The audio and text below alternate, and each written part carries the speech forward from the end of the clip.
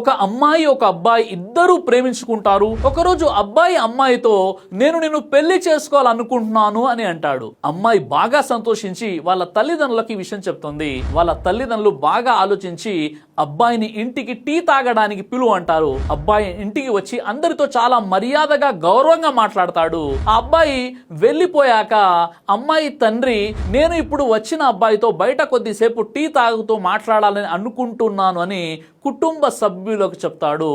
అబ్బాయిని కాస్త మనం పరీక్షిద్దామని ఒక 5 స్టార్ హోటల్కి టీ తాగడానికి పిలిపిస్తాడు. ఆ అమ్మాయి నేను కూడా వస్తాను నాన్న అంటుంది.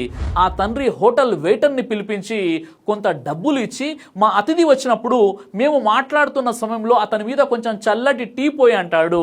అబ్బాయి హోటల్కి వచ్చి వాళ్ళిద్దరూ మాట్లాడుతున్న సమయంలో ఆ వెయిటర్ అతని మీద కావాలనే టీ పడిపోయేలా చేస్తాడు. టీ పడగానే అబ్బాయి వెయిటర్ని విపరీతంగా తిడతాడు, అరుస్తాడు, చివరికి చెంప మీద ఒకటి కొడతాడు.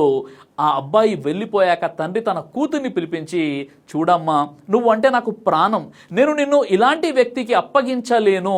ఇవాళ ఒక వెయిటర్ని అవమానించాడు, కొట్టాడు, రేపు నువ్వు ఏదైనా చిన్న తప్పు చేసినా నువ్వు ఇలానే చేస్తే ఏంటమ్మా నీ పరిస్థితి అని అంటాడు. దాంతో అమ్మాయి వాళ్ళ నాన్న చెప్పినట్లు వింటుంది. తల్లిదండ్రులు తమ పిల్లల గురించి ఆలోచించినట్లు ప్రపంచంలో ఎవరు కూడా ఆలోచించరు. కాబట్టి మీ తల్లిదండ్రుల మాట వినండి.